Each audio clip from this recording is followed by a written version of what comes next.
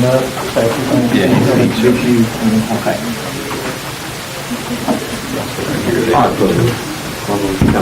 Okay. That way, still beneficiary, kind of staggered. Yes, sir. You still play it. What about that last night? Yeah, good. You had to. It's called grit, man. You gotta have grit. Yeah, you gotta have it. Grit.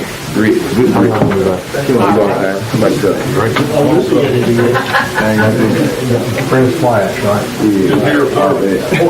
James, yeah, let's put that. Yeah, I remember pretty much all you guys recruiting. Like you and your coach. Like we ate lunch together. Good. Did you do that? Where's Mike? Here he is. You got anybody?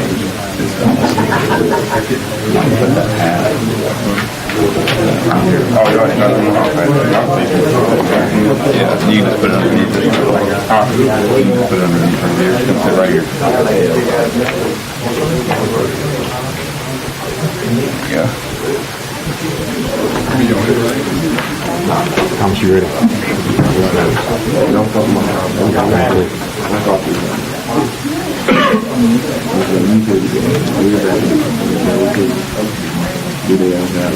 Welcome. I'm Bill Ashley. I'm the Vice President for Student Affairs and Director of Athletics here at the college. Thank you all for coming today. We're here to announce a couple of good tidings. We'll first start off with a little recap of the fall with some athletic updates, and then we'll get into the meat of the program. Men's soccer this year, our Southwest men's soccer team finished with the best record ever at 13-6. We made our first ever postseason appearance, and we also made the MACJC tournament for the first time as well. Some individual honors. We had freshman Jaime Delore wound up leading the NJCAA in goals. He had 31 goals this year, and he had 69 points. It also led the NJCAA. He's also been nominated for All-American. Here at the college, Jaime set 6 program records, including 2 career records, and he was a 2-time League Player of the Week and a 1-time National Player of the Week as well. We also had Francisco Aliciardi and Delore were named as all-region team members in JCA Region 23. Morris Aiken, Philip Millette were also all-state. Aiken, Millette, and Aliciardi played in the All-Star game as well. As far as the women's program goes, Taylor Laurent was named All-State as a sophomore, and both Laurent and Brinkley Glant were named All-Star team participants as well. And the All-Star team was also coached by Coach Betty Casey, and they won that game 5-0. Football, Radeon Pierce was an all-region first-team All-State on offense. Duke Jansler and Michael Ware were first-team selections for the defense on the All-South team as well. Neil McLaurin, Anthony Eschman, they were both second-team All-State offense. As far as basketball goes, our women's program, currently the Lady Bears women's basketball team is currently 5-0, and our men's basketball team is currently 2-2 on the season. And we had a great battle last night, and we had a great victory as well to conclude our tournament last night. Without further remarks, I'd like to introduce Coach Gray. Coach Gray, come and tell us a little bit about our 2 signees here.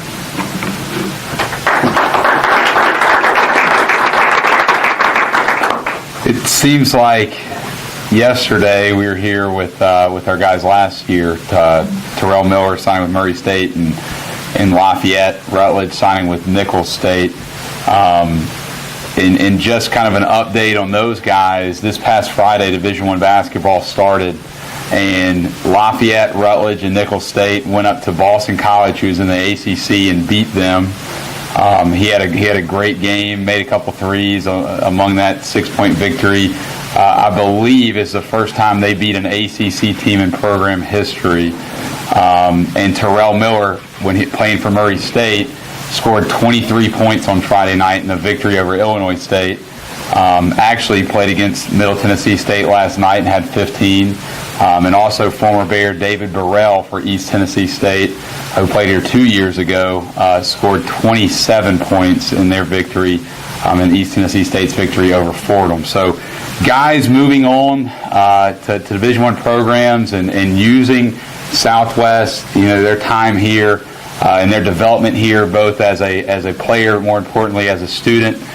We always insist that the student comes before athlete and student athlete, and using that development to go on to Division I programs and make their impact at four-year schools, and we're proud of them. And today is along those same lines. We have two of our own guys on this year's team progressing and signing a scholarship with two significant Division I basketball programs. It's a big day for Southwest. I say this all the time when we're talking about guys signing Division I scholarships. You know, this is something that they should be proud of. This is something they should be proud of. This is what they've been working for. You know, sometimes junior college is not the most luxurious route that you could take in athletics, but these guys have used it and used it well. They've done well, and they're going to continue to help us on the floor this season. And so as we start to look at their future, you know, we're excited to announce both of these guys moving on after this season. I'm going to start with Mike Parks. Mike's a guy who played another junior college last year, played at Missouri State West Plains, chose to transfer into Southwest. And one of the main things that he really found attractive about our program is the guys that were able to go on to Division I programs. And so from day one, he had that on his mind that Southwest was going to be able to do that for him. And so he came in with a great mindset, has really worked hard this year. I think has lost 15 to 20 pounds. Is that about right? In this preseason, and really has shown through that how much he wants to go on and play basketball after Southwest. He was recruited by multiple four-year schools, some high major colleges, schools from the Big 12 Conference, schools from the American Athletic Conference, schools from the Big East Conference, received scholarship offers from schools that are really well thought of, top 25 basketball programs, but has chosen to go to the University of New Mexico, who I believe is one of the top 30 to 40 year in year out basketball programs in the country, who every March you'll more than likely see their name called in the NCAA tournament, and they go on and do big things in the NCAA tournament. A lot of people know the University of New Mexico for their basketball arena. Their basketball arena is nicknamed the Pit. Sports Illustrated has deemed it one of the top 20 sports facilities in the country in any sport, professional or amateur. And so it was in there with Wrigley Field, Fenway Park. The Pit is average attendance to watch a basketball game at the Pit, to watch University of New Mexico play the Pit, is 15,400 people. Quite a difference from Southwest to going and playing in front of that. We're just a little bit under that, Dr. Bishop. I believe about 10,000 is what I think we average here. But it was the host of the 1983 NCAA Final Four. University of New Mexico was. A lot of people remember that. That's Jimmy Valvano. When that shot happened and you saw Jimmy V running across when NC State beat Houston, that Jim was the host of the NCAA Final Four that year. Former players that have played at University of New Mexico that went on to play in the NBA, Michael Cooper, who won the NBA championship 5 times, Luke Longley, who a lot of people know as the center for Michael Jordan's teams in Chicago, won 3 NBA championships, NBA All-Star Danny Granger, who has had an unbelievable NBA career. They are coached now by Craig Neal. Craig Neal is one of the best coaches, I believe, in college basketball. He was a former NBA coach. He actually was a standout college basketball player at Georgia Tech, was the ACC leader in assists during his time at Georgia Tech. That record was just broke by a North Carolina point guard.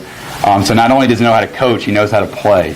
And Mike, the league that he's going into, that University of New Mexico plays in, is the Mountain West Conference, is a league that fits him well. It's a league that is full of big guys that he's going to have to compete, night in, night out with.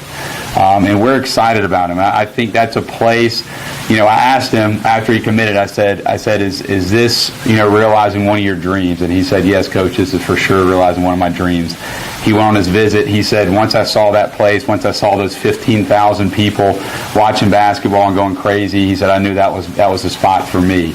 And so we're excited to announce Mike going to New Mexico. Mike's not only accelerating in the athletic arena, Mike has over a 3.0 GPA, is a standout in the classroom. He's on track to graduate in May, and he will be joining their program this summer during summer workouts and going on to play his junior and senior University of New Mexico. So he will be signing here. I'll ask just to hold the applause before I announce our next signee, but he will be signing here in a second with the University of New Mexico. Second is James Hawthorne Jr. James is from Prentiss, Mississippi, just a little over an hour away. As a guy that was instrumental in last year's state championship team, most notably his state championship game where he scored 15 points and did not miss a single shot in that game, including 3 threes, I believe. At least 2 threes. I think it's 3 threes. Did an outstanding job and kind of took a tough role last year. I mean, he was a guy, and I tell our guys all the time, he was a guy that was used to being the star at Prentiss High School and came and was as selfless as an individual as he possibly could be on last year's team. Didn't start many games. Kind of did whatever it took. Played positions that he probably didn't necessarily want to play, but did whatever it took to allow this team to be successful. And I tell our guys all the time, it works out for guys that put others above themselves. And James is one of those that I can truly say. James had 0 Division I scholarships coming out of high school. At September 21st, James had 21 Division I schools coming to see him and 21 Division I scholarship offers September 21st of this year. From some of the best mid-major programs in the entire country. And I think that transformation, that going from 0 coming out of high school to 21, says a lot about Southwest, but it more importantly says a lot about James. And says a lot about James as a person, says a lot about James as a player, says a lot about where James is coming from. And I'm so proud of him and his decision. He has chosen to go play basketball. Out of those 21 Division I scholarship offers, he's chosen to go play at Middle Tennessee State with someone that we know very familiar from Southwest, former Southwest Community College coach Kermit Davis Jr. Is now the head coach at Middle Tennessee State. His father, a lot of people in Mississippi will know, his father was the head coach at Mississippi State from 1970 to 1977. Kermit Davis Jr. has coached at LSU. He's been the head coach at Texas A&M. He was the youngest head coach at 28 in the country at the University of Idaho. He's landed at Middle Tennessee State, where 4 out of the past 5 years they've either won the conference tournament or shared the conference championship. This past year probably had his most successful season at Middle Tennessee State. Middle Tennessee State went as a 15 seed to the NCAA tournament, upset that a lot of college basketball sports writers said that was the biggest upset in NCAA history when they, as a 15 seed, beat number 2 seed Michigan State. They beat them, became kind of the darlings, as a lot of people say, in the NCAA tournament last year. Went on to eventually lose to Syracuse University, who went on to play in the Final Four. So you can say in a large sense that it was a very successful year for them. I think that just kind of in the same way that Mike found a good fit for his playing style, James could not have found a better fit with his playing style, and I think that's probably one of the things that he saw when he went to visit Middle Tennessee State. They take guys that are like him, that are long, that are athletic, that are slim, that can play multiple positions, and they are really successful with them. And so both of these guys signing these scholarships not only signifies the great opportunity to finish their education and be able to graduate from college, but to be able to put themselves in a situation to be successful on the basketball floor and potentially play basketball in the future after they graduate. And so without further ado, I'll ask them to pick up their pens and place their hats on their heads, and we'll go ahead and sign these scholarships and make it official. Mike Parks going to the University of New Mexico, and James Hawthorne Jr. going to Middle Tennessee State University. Let's give a round of applause.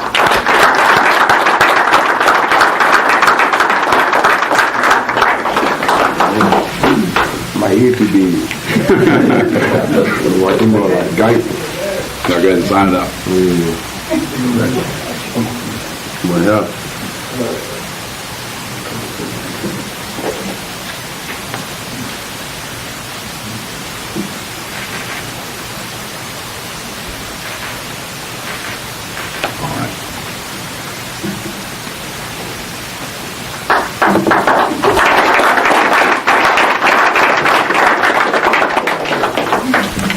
congratulations.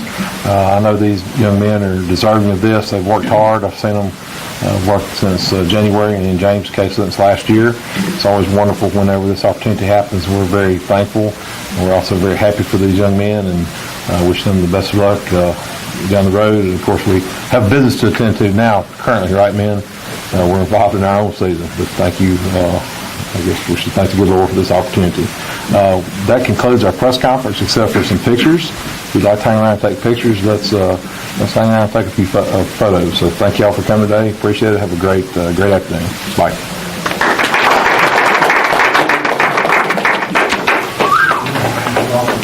Good job, man. Hey, good job.